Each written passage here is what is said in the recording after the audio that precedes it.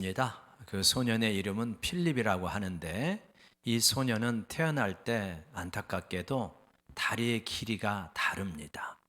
그러니까 쩔뚝거리게 되는 거죠. 친구들이 노는 모습을 보면서 나도 저 아이들처럼 마음껏 뛰놀고 싶다. 그러한 소원을 갖게 되어집니다. 근데 다리가 불편하니까 아이들하고 마음껏 함께 어울리지 못하는 거죠. 근데 이제 이 소년은 이 부모님이 돌아가시고 큰할아버지인가 이제 거기서 이렇게 자라게 됐는데 그분이 목사님이셨어요. 그러니까 이제 늘 예배를 드립니다. 그런데 어느 날 성경에서 이 구절을 발견하게 됩니다. 마가복음 11장 24절 말씀인데 그러므로 내가 너희에게 이르노니 무엇이든지 기도하고 구하는 것은 받은 줄로 믿으라. 무엇이든지 기도하고 구하는 것은 받은 줄로 믿으라. 그리하면 너희에게 그대로 되리라. 이것이 이 소년에게는 복음이었습니다. 정말 무엇이든지 기도하고 구한 것은 받은 줄로 믿으면 그대로 되겠구나. 순수하잖아요. 절실하잖아요. 더 이상의 순수한 믿음이 없고 더 이상의 간절한 기도가 없을 것입니다. 그래서 정말 그대로 믿었어요. 예수님, 말씀하신 대로 그대로 될 줄로 믿습니다. 저는 그대로 진짜 믿습니다. 그리고 그렇게 될 줄 알고 잠자리에서 기도를 하고 눈을 감았습니다. 그리고 밤이 지나고요. 아침에 눈이 떠졌어요. 의심하지 않았어요. 정말 다리의 길이가 똑같아질 것을. 그래서 다른 소년들처럼 마음껏 뛰놀 것을 의심하지 않았습니다. 눈을 뜨고 이불을 옆으로 제끼고 침대에서 내려왔습니다. 그리고 한 걸음 한 걸음 오른발 왼발을 디디면서 두 다리의 길이가 똑같아질 것이다 의심하지 않고 걸었는데 다리가 여전히 쩔뚝거리는 거예요. 그때 이후로 이 소년은 기도하기를 중단했다라고 이렇게 말합니다. 썸머셋 모험이라고 하는 작가가 자기의 자전적 소설인 인간의 굴레에서 쓴 앞 대목이에요. 자기가 왜 신앙을 버리게 되었는가? 왜 더 이상 기도하지 않게 되었는가? 라고 하는 것을 이 필립의 이야기를 통해서 말하고 있는 거죠. 왜 믿음의 사람들이 기도하다가 중단하는가? 필립처럼 낙심하기 때문입니다. 그래서 오늘 예수님께서도 이 비유를 이야기하셔요. 너희가 항상 기도하고 낙심하지 말아야 될 이유가 여기에 있다라고 하면서 이 비유를 말씀하시죠. 웬만한 기도는 기도하다가 안 들어져도 괜찮습니다. 하나님, 우리나라가 일본과 축구를 하는데 꼭 이기게 해주세요. 하나님, 우리나라가 월드컵 4강에 올라가게 해주세요. 기도했는데 안 들어진다고 해서 그렇게 하나님 앞에 원망하지 않습니다. 그런데 진짜 절실한 기도 있잖아요. 하나님, 우리 엄마가 꼭 낫게 해주세요. 하나님, 이 시험에 꼭 합격하게 해주세요. 하나님, 저 회사에는 꼭 들어가게 해주세요. 내 인생 전체가 달려 있습니다. 이러한 절실한 기도에 하나님께서 뜻밖의 내가 원하는 대로 응답해 주시지 않더라. 정말 하나님이 내 기도를 들으시는가? 그러면서 실망했다가 낙심했다가 실제로는 기도하지만 하나님이 기도를 들어주실 거라고 믿지 않기 때문에 기도의 불꽃이 사그라지게 되는 거죠. 오늘 그런 말씀을 주님께서 하고 있습니다. 너희는 그렇게 되지 않아야 된다. 기도하다가 낙심하면서 기도가 중단되지 않아야 된다. 이 말씀을 하고 있는 거잖아요. 내용은 단순하죠. 어느 도시에 하나님을 두려워하지 않고 사람을 무시하는 재판관이 있었습니다. 그러니까 하나님을 두려워하지 않으니까 사람을 무시하기가 일수인 거죠. 사람이요, 무서운 존재가 있어야 되거든요. 위에 무서운 존재가 있어야 행동이 겸손해지거든요. 내가 재판을 지금은 하고 있는데 재판하는 권세가 나에게 있는데 내 재판한 모든 것에 대해서 역사의 심판이 있다 하면 이 재판을 굉장히 조심스럽게 할 수밖에 없습니다. 내 재판에 대해서 하나님 앞에 가서 재판받는 날이 있다라고 생각하면 재판을 공의롭게 하려고 애를 쓸 것입니다. 근데 하나님을 두려워하지 않은 거예요. 그러니까 재판을 자기 이익을 따라 하는 겁니다. 믿을 만한 재판관이 못 돼요. 그러니까 사람이 그래요. 이 세상 사람들이 왜 그렇게 함부로 말하고 함부로 살아가냐? 하나님을 두려워하지 않기 때문입니다. 하나님을 마음속에서 몰아낸 지가 오래되었어요. 죽으면 끝이다. 이게 많은 사람들이 가지고 있는 생각이에요. 죽으면 무로 돌아가는데 까짓것 조금 악하게 살다가 끝나면 어떨 거냐. 그래서 이런 사람들은 나 하나 죽으면 끝이요. 이런 생각을 가지고 살아가기 때문에 굉장히 무서운 일을 얼마든지 저지를 수 있는 사람들입니다. 우리가 하나님을 두려워해야 돼요. 근데 이 재판관은 하나님을 두려워하지 않으니까 사람 무시하고 자기 마음대로 행동하지요. 이런 사람은 재판을 할 때도 뭐가 생겨야 재판을 잘합니다. 그러니까 이런 재판관은 옆으로 뭘 찔러줘야 돼요. 그래야 유익하게 재판을 하는데 과부가 아무것도 없잖아요. 원수에게 모든 것을 빼앗긴 것 같아요. 그래서 내 원한 좀 풀어달라고 기도하는데 청원을 하는데 재판을 안 열어주는 겁니다. 무시하기가 십상인 거예요. 근데 이 재판관이 더 이상 버틸 수 없는 순간이 왔어요. 왜냐? 너무 자주 찾아오는 거예요. 계속 찾아와가지고 내 원한 좀 풀어주세요. 내 원한 좀 풀어주세요. 아주 번거로워가지고 내가 더 이상 시달리느니 빨리 해결해 주는 게 낫겠다라고 생각을 해가지고 원한을 풀어주지 않습니까? 그러면서 예수님께서 이 재판관도 들어주는데 너희 하나님께서 안 들어주시겠느냐 이 말씀을 하시잖아요. 그러니까 우리가 우리의 기도 생활을 점검하면서 한번 생각해 봐야 돼요. 뭐냐면 우리가 이 과부만큼 절실한가 라고 하는 부분을 생각해 봐야 돼요. 여러분, 이 8절의 짧은 말씀에서 원한이라고 하는 단어가 몇 번 나옵니까? 4번이나 나옵니다. 원한이 뭐예요? 이 원한의 내용은 안 들어가 있지만 아마도 내 원수가 내게 준 원한을 풀어주소서 하는 걸 볼 때 원수가 있는 거예요. 재산을 강탈해 갔거나 가족의 누군가에게 엄청난 해코지를 했거나 그런 거겠죠. 그 원한이 있으면 어떻게 됩니까? 밥이 넘어갑니까? 밥이 안 넘어갑니다. 잠을 잘 수가 있습니까? 잠이 안 옵니다. 지금 여러분, 우리가 정말 절실하면 이렇게 될 거예요. 근데 많은 사람들이 어렵다, 힘들다라고 말하지만 생각보다 절실하지 않습니다.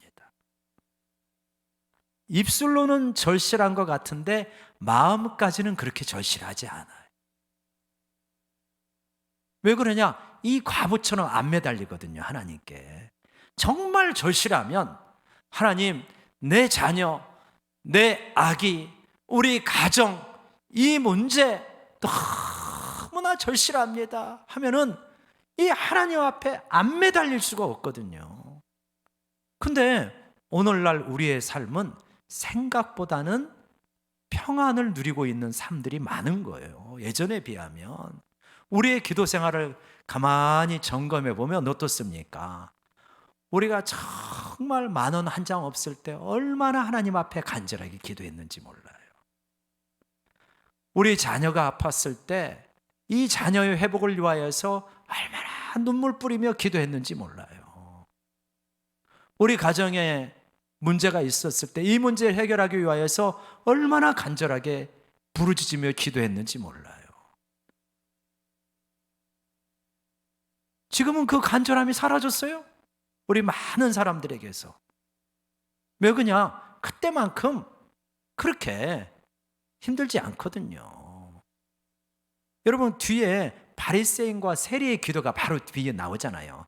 바리새인은 하나님 앞에 손을 들고 하늘을 바라보면서 하나님 감사합니다. 저 세리와 같지 않고 나는 죄도 없고 11조도 드리고 하나님 앞에 안식일도 잘 지키니 너무 감사합니다. 세리는 하늘도 못 봐요. 가슴을 치면서 주여 나를 불쌍히 여기소서 나는 죄인이로소이다. 누가 더 의롭다함을 받고 갔는 줄 아느냐? 세리가 더 의롭다함을 받고 갔다. 그렇게 예수님께서 인정을 하시잖아요. 여러분, 바리새인과 세리 가운데 누가 더 절실하겠습니까? 이 기도의 장면에서 말할 것도 없죠. 세리입니다. 도덕적으로는 바리새인이 훨씬 우월하지만 절박함은 세리가 훨씬 더 있는 거예요. 여러분, 우리가 기도에 대한 주님의 말씀을 들으면서 나는 과부만큼 절실한 마음을 가지고 정말 내 자녀를 위해서 기도했는가? 이 문제를 해결받기 위해서 기도했는가? 내 신앙의 성장을 위해서 기도했는가? 다시 한번 하나님 앞에 점검할 수 있는 우리 모두가 되기를 원합니다. 이 기도의 첫 번째 메시지는 너무나 분명해요. 우리가 얼마나 절실하냐는 거예요. 이상하지요? 하나님의 선물로 우리에게 여유가 주어집니다. 평안이 주어져요.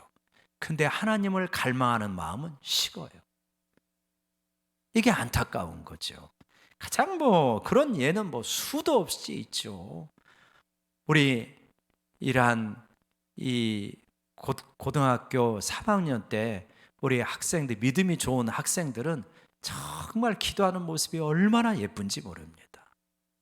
고3인데도 금요 기도회 때 나오고 방학 때는 수요예배도 나오고 이렇게 기도 열심히 합니다.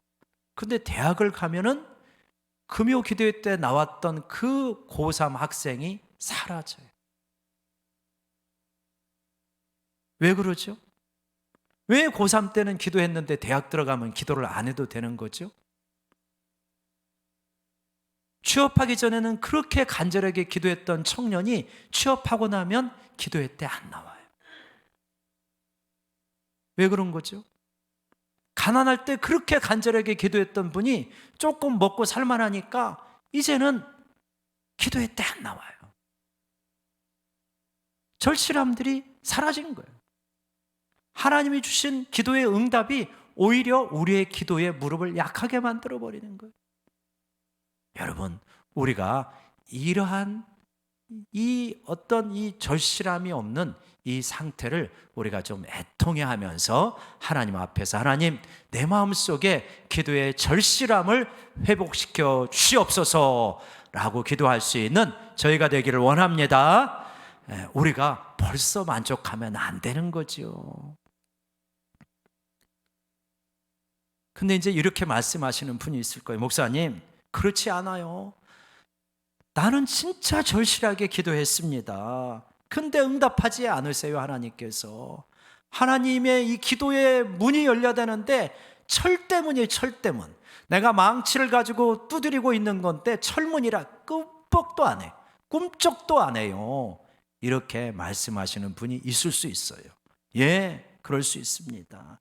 두 번째로 우리가 기도에 대해서, 기도 응답에 대해서 생각해 볼 건 뭐냐면, 진짜 내가 기도하는데 이 기도의 응답이 하나님의 공평하심과 조화를 이루고 있는지를 한번 생각해 봐야 돼요.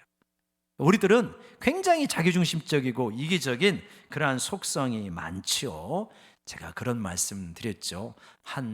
이 프랑스든가 그 한 소녀가 기도하기를 뭐라고 그래요? 하나님, 저를 날씬하게 해주세요. 안 그러면 제 친구들이 뚱뚱하게 해주세요. 그렇게 기도했다 그랬죠. 그러니까 그만큼 자기중심적인 거죠. 그죠? 그러니까 내 기도를 하나님께서 들어주시면 하나님이 공의로 공평함으로 이 세상을 이끌어 가시는 것이 훼손되어지는 그런 기도할 때가 우리가 많이 있습니다. 예를 들면 이런 거예요. 하나님, 다른 친구들이 어떻게 준비했는지 그건 중요하지 않아요. 나만큼은 합격하게 해주세요. 하나님, 다른 사람이 어떻게 살아왔는지, 얼마나 노력했는지 중요하지 않습니다. 나만큼은 성공하게 해주세요. 하나님, 옆집 가게는 상관없어요. 나는 대출금도 갚아야 되고 너무 절박하니 우리 가게만큼은 성공하게 해주세요. 이런 식의 기도 할 수 있잖아요. 이러한 가장 극적인 기도는 어떤 거냐면 기독교 국가끼리 전쟁하는 것입니다. 이쪽도 하나님을 믿고 이쪽도 하나님을 믿는데요. 근데 이런 나라끼리 전쟁하는 경우가 있잖아요. 그러면 이 나라에서도 하나님 우리가 승전하게 해주세요. 이 나라에서도 하나님 우리나라가 이기게 해주세요. 그렇게 기도한단 말이에요. 그러면 하나님께서 어느 나라의 기도를 들으셔야 되는 겁니까? 어느 나라의 기도를 들으면 어느 나라의 기도는 거부한다는 거 아니겠습니까? 그러니까 우리가 기도할 때 우리는 굉장히 자기중심적이고 이기적이기 때문에 하나님의 공의로움과 공평하게 이 세상을 대하심을 훼손시키는 기도를 할 때가 있습니다. 그래서 우리는 기도할 때 주님이 가르쳐 주시는 것처럼 우리의 기도가 하늘에서 뜻이 이루어진 것처럼 땅에서도 이루어지이다 라고 하는 기도와 부합하는지를 늘 생각해야 되는 거죠. 과연 하나님, 내가 이렇게 구하는 것이 내 욕심은 아닙니까? 나만의 욕심은 아닙니까? 다른 사람도 공의롭게 대하시는 하나님의 공의로우심과 일치가 되는 것입니까? 자꾸 하나님께 물으시면서 기도를 해야 되는 거죠. 그러면 이제 이렇게 대답하실 수 있어요. 목사님, 내 기도는 그렇지 않습니다. 자, 내 어린 자녀가 아픕니다. 내 어린 자녀가 아프는데 이 어린 자녀를 건강하게 해달라고 하는 것이, 이 기도에 응답해 주시는 것이 어떻게 하나님의 공의를 훼손할 수 있겠습니까? 내 자녀가 하나님을 떠났는데 빨리 돌아오게 해 주십시오 라고 하는 기도가 돌아온다고 해서 누군가에게 해를 끼칠 수 있겠습니까? 그렇지 않잖아요. 하나님의 공의로우심과고 전혀 상관이 없는데도 여전히 기도의 문이 철문일 때가 있어요. 왜 응답하시지 않을까? 우리는 또 하나 생각해 보는 것이 있어야 되는 거예요. 뭐냐면 우리는 우리가 기도하는 것이 옳다, 우리가 기도하는 것이 좋다, 선하다, 이런 생각을 무의식적으로 강하게 가지고 있습니다. 근데 진짜 그러한가? 라고 생각을 해봐야 돼요. 그러니까 누군가를 해치지 않는다는 걸 전제하에서 이 기도는 무조건 선한 거야 라고 우리는 생각하잖아요. 내 자녀가 건강을 회복하는 거, 혹은 우리 집이 열심히 일해가지고 이 극심한 가난에서 벗어나는 거, 이게 뭐 절대 선이지 무슨 악이겠습니까? 이렇게 우리는 생각하잖아요. 근데 꼭 그런 거냐라고 하는 거예요. 열왕기하 20장에 보면 히스기야라고 하는 왕이 나옵니다. 훌륭한 왕이죠. 선한 왕이었습니다. 히스기야가 하나님 앞에서 나라를 잘 이끌어가는데 중병이 걸렸습니다. 하나님의 예언자 통해서 말하는 거예요. 히스기야가 이제 죽게 되니 인생을 정리하라고 해라. 히스기야가 이 예언을 받고 너무 슬픕니다. 그래서 하나님 앞에 탄식하면서 기도하는 거예요. 하나님, 내가 하나님 앞에서 어떻게 살아왔는지 아시지 않습니까? 나를 불쌍히 여겨주시고 생명을 연장해 주십시오. 그 기도에 하나님이 즉각적으로 응답을 하십니다. 돌아가서 15년 더 연장해서 살게 한다고 말해줘라. 갖고 히스기야가 뒤로 물러갈 정도의 표적을 받고, 그러면서 히스기야가 15년을 살아요. 여러분, 히스기야가 15년 더 살게 되었으니 이거는 히스기야에게 절대 선이다, 이렇게 말할 수 있잖아요. 우리 보통 그렇게 생각하잖아요. 죽으려고 했는데 15년을 더 살게 되었으니 절대 선이 아니고 무엇이겠습니까? 그러나 성경은 그렇지 않다고 가르쳐줘요. 히스기야가 죽다가 살아나니 너무 하나님의 은혜에 감격했습니다. 막 업이 됐어요. 바벨론에서 축하 사절단이 왔는데 너무 막 업이 돼가지고 있는 거 없는 거 보물창고 다 열어보면서 하나님이 나에게 얼마나 축복을 했는지 아느냐, 이런 거니까 다 보여줍니다. 바벨론 사신이 그 보물을 다 보더니 반드시 와서 다 뺏어가야 되겠구나, 이 생각을 하고 돌아간 거예요. 하나님이 선지자를 보내가지고 네가 어디까지 보여줬냐? 다 보여줬습니다. 이 어리석은 사람아, 그거 바벨론이 와서 다 뺏어갈 거다. 그리고 너의 왕손들은 환관이 될 거다. 이러한 끔찍한 예언을 받게 됩니다. 히스기야가 15년 연장해서 사는 것이 절대 선인 줄 알았는데 그 인생 전체를 놓고 봤더니 절대 선이 아니더라는 거예요. 유다 왕국 전체를 놓고 봤더니 꼭 그것이 선만은 아니더라라고 하는 거예요. 우리들은 이 기도만큼은 절대 선입니다, 이런 게 있잖아요. 과연 그러한지는 몰라요, 우리가 사실은. 어떤 것들은 사실은 아무리 지나봐도 하나님 그때 그 기도는 들어주셔야 됐습니다, 이런 게 있을 거예요, 분명히. 내 어린 자녀의 회복, 이거는 평생 내 가슴에 멍해가 되기 때문에 아무리 생각해도 눈이 흙에 들어가는 순간까지도 하나님 그때 그 기도는 들어주셔야지, 내가 참 하나님께 서운했습니다, 이렇게 생각되는 기도도 있을 수 있습니다. 그런데 어떤 거는 지나놓고 보니까 그때 안 들어주신 데는 다 뜻이 있으셨구나 하는 기도도 있죠. 우리가 예를 들면 하나님이 우리에게 기도를 들어주시면 오히려 위태로울 때도 있습니다. 위에 히터를 꺼주시기 바랍니다. 하나님이 우리의 기도를 들어주시면 위태로울 때도 있어요.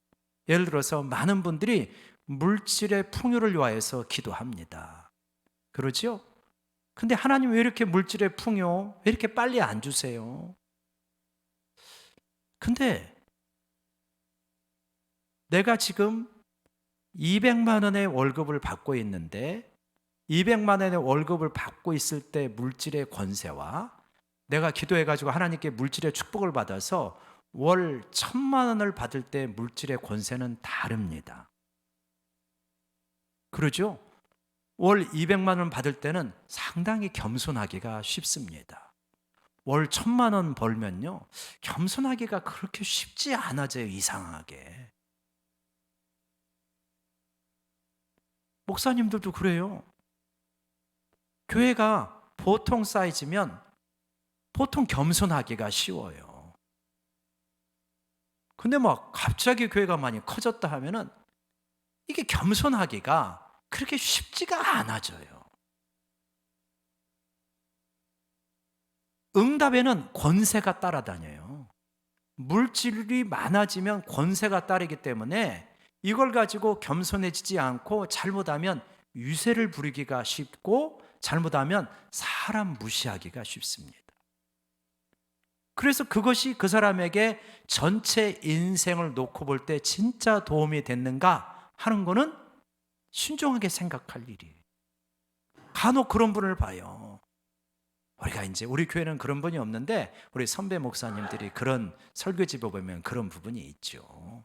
옛날에 어떤 분이 그랬대잖아요.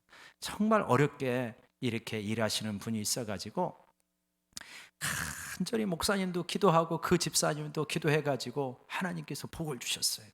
예전에는 새벽 예배도 나오고 금요 철야도 나오고 하나님 이 어려운 사업 좀 잘 되게 해달라고 그래가지고 이제 상당히 복을 받게 되었는데 복을 받고 막 풍성해지니까 주일날도 새벽 예배 드리고 골프 치러 나가고 막 그러는 거예요.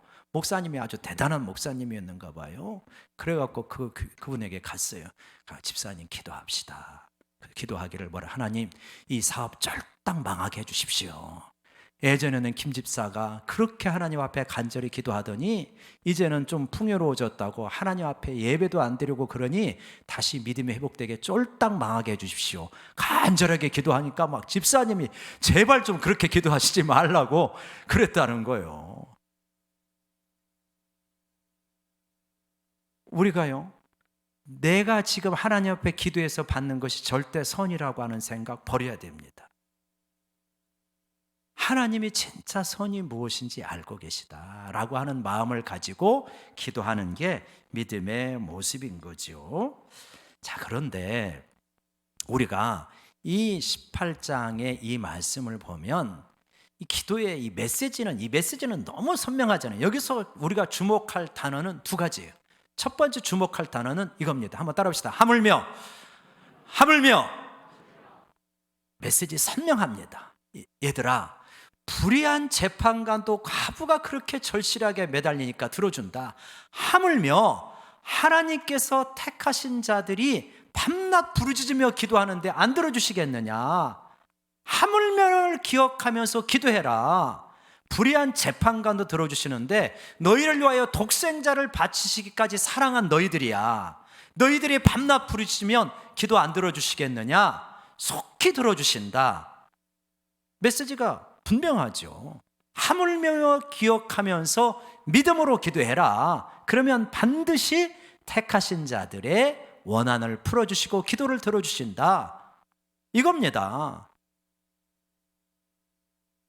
문제는 8절에 있는 거예요.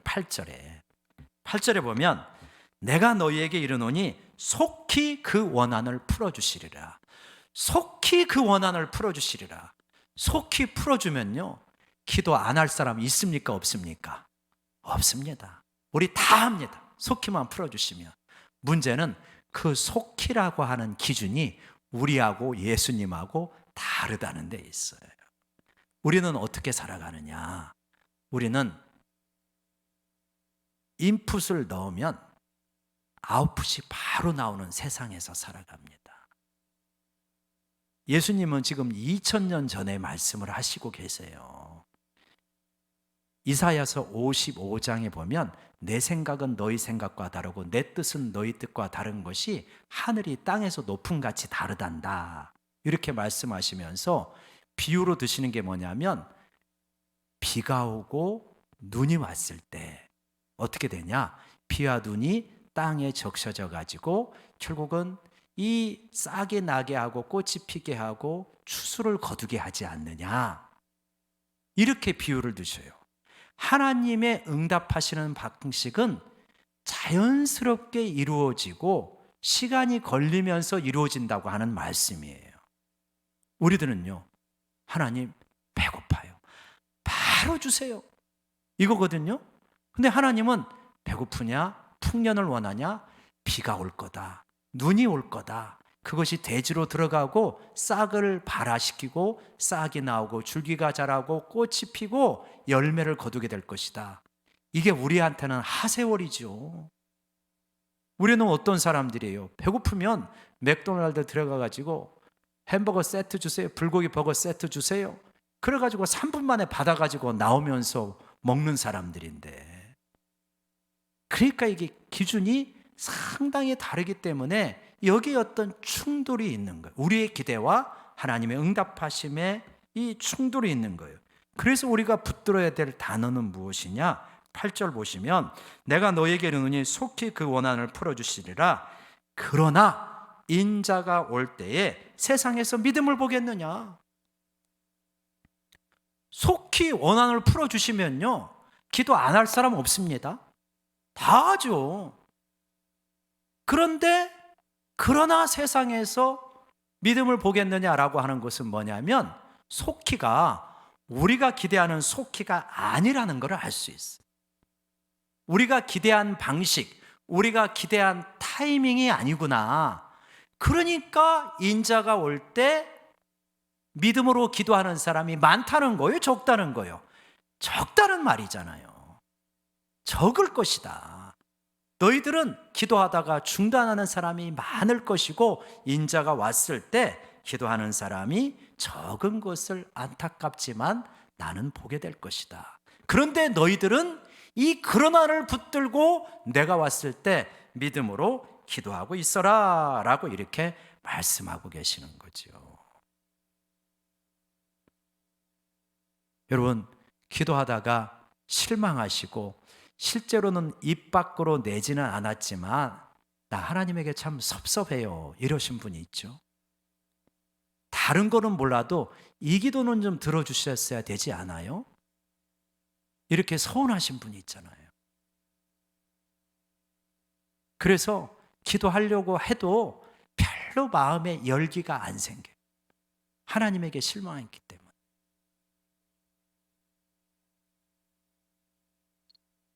그러나를 기억해야 되는 거예요. 이 그러나 속에 무엇이 담겨져 있냐? 우리의 몸부림치는 시름이 담겨져 있는 거예요. 기도의 세계가 그렇게 쉽지 않은 거예요. 기도했을 때 응답이 착착착 되면 얼마나 기도의 세계가 쉽겠습니까? 근데 기도했는데 어떤 기도는 정말 철문 앞에서 쇠 망치를 두드리는 것 같은 심정입니다. 끄떡도 안 하는 끄떡도. 그 씨름의 과정을 통해서 그래도 하나님 앞에 기도 안 할 수 없고, 그래도 하나님은 떠날 수 없고, 그래도 뭔가 하나님이 선하신 것을 가지고 계시겠지, 그러면서 씨름하면서 하나님이 이러신 분이구나, 하나님이 이런 뜻을 가지고 계셨구나, 10년이 지나고 20년이 지나고 그 뜻이 헤아려지는 그러한 기도의 씨름을 하는 사람들이 있어야 된다고 주님은 말씀하시는 거예요. 어떤 깨달음은 20년, 30년 지나서 오는 것도 있어요. 그러지 않습니까? 목포에 가면 목포 사랑의 교회가 있어요. 목포 사랑의 교회가 있는데 제가 본 바로는 대한민국에서 주차장이 제일 큰 것 같아요. 얼마나 주차장이 큰지 웬만한 고속도로 휴게소보다 더 큽니다. 근데 목포 사랑의 교회 백동조 목사님이신데 우리 교회 한번 와서 부흥했었죠. 저쪽 교회에 있을 때. 근데 백동조 목사님이 이제 그런 이야기예요.